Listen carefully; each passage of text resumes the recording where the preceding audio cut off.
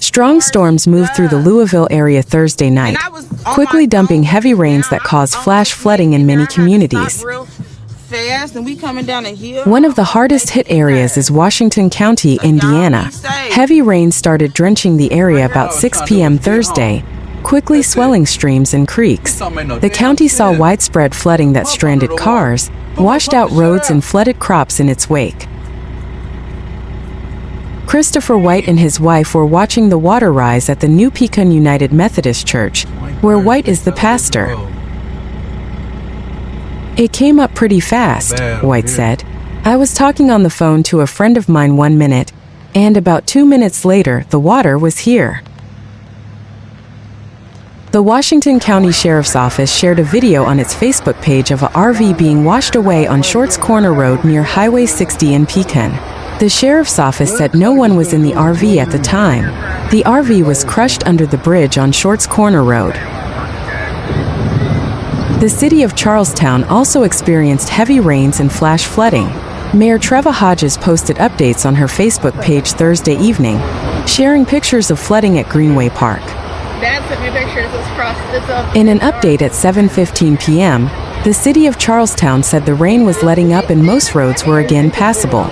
But with another round of rain coming, the city asked residents to use caution while driving. According to Clark County Dispatch, no injuries were reported due to the flooding. Heavy rain in parts of southern Indiana leaves several streets underwater. New Pecan, Indiana, a community about 10 miles outside of Salem, saw heavy rainfall Thursday night.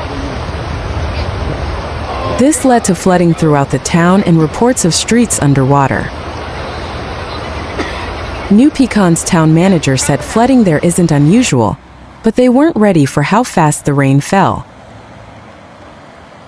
Town manager Jaden Stone said, "We are a river town, so we do get flooded, but the rain come down so hard, so fast.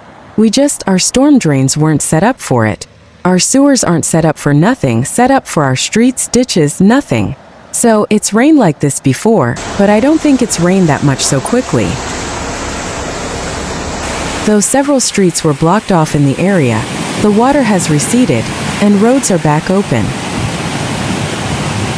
A total of 51.8 millimeters, 2.04 inches, of rain fell across the Kansas City metropolitan area overnight into Thursday, July 17, 2025, triggering flash floods and prompting water rescues.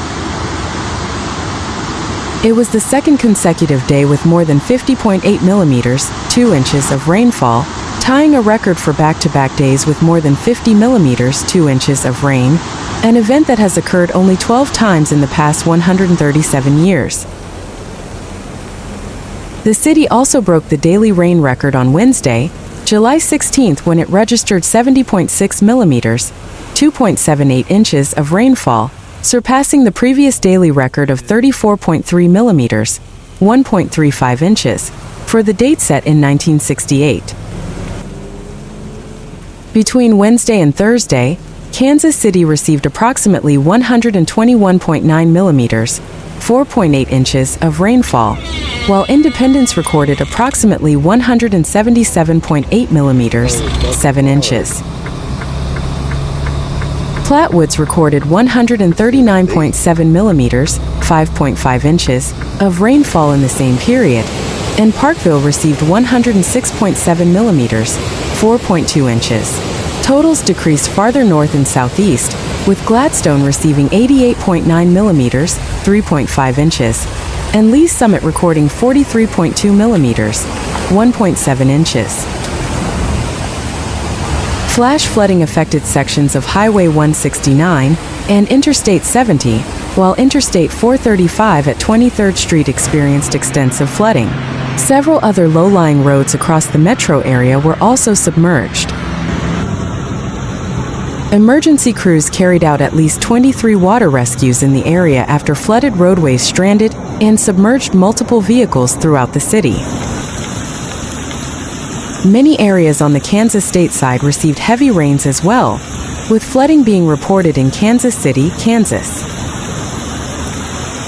The highest total on the Kansas state side was recorded at Lake Quivira, which logged 271.8 millimeters, 10.7 inches, followed by Lenexa with 243.8 millimeters, 9.6 inches, and Shawnee with 215.9 millimeters, 8.5 inches. Olathe recorded 193 millimeters, 7.6 inches. The Blue River at Highway 71 rose more than 6.4 meters, 21 feet, overnight Wednesday into Thursday due to the heavy rain. The waterway in South KCK reached the action stage, indicating that local governments should prepare for possible flooding. The Tomahawk Creek at Rowe Avenue rose more than 3.4 meters, 11 feet, at the border between Overland Park and Leawood. The creek experienced minor flooding as water approached the northbound lane of Tomahawk Creek Parkway. Thousands of customers across Kansas and Missouri experienced power outages overnight, with more than 20,000 customers without power across both states on Thursday morning.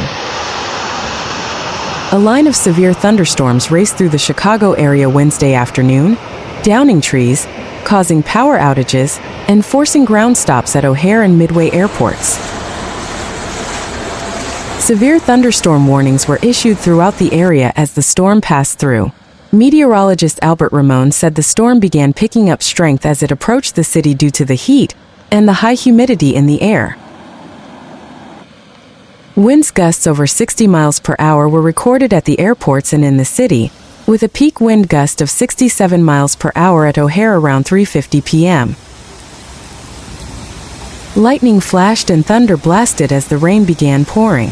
Downtown, the heavy rain sent people scrambling for cover as the rain poured down like a monsoon. They used just about anything to stay dry. Ground stops were issued at O'Hare and Midway International airports due to the storms Wednesday afternoon, FAA officials said. Both have since been lifted. O'Hare also reported ground delays averaging about 2 hours during the storms, and departure delays averaging 60 minutes.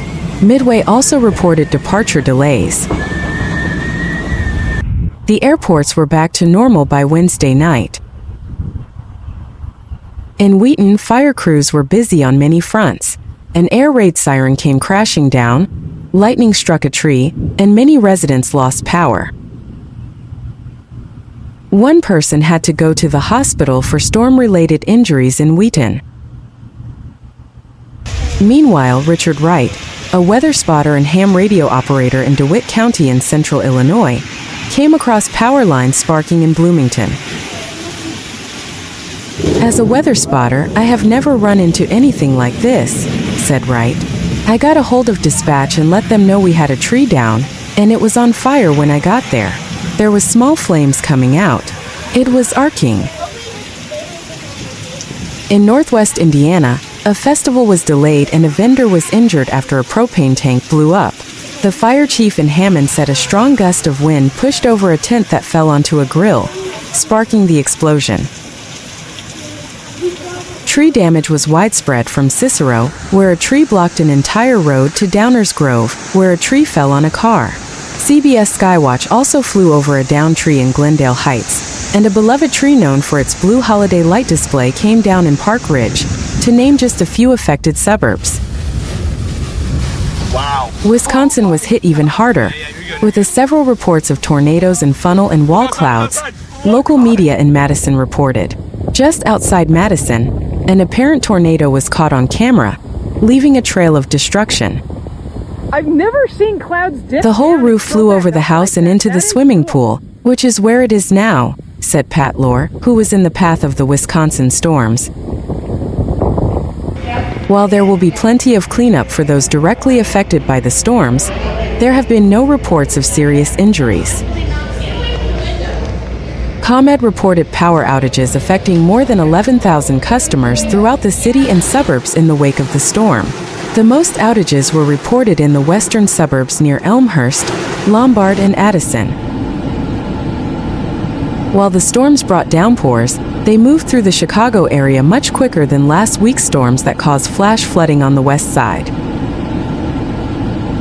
temperatures Wednesday reached the 90s with noticeable humidity, driving real feel up toward 100 degrees.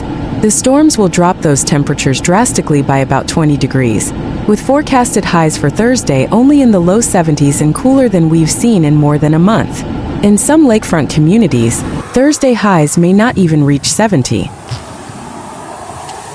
The onshore winds keeping temperatures cool will also produce dangerous swimming and boating conditions. A beach hazard statement is expected on Thursday into Friday.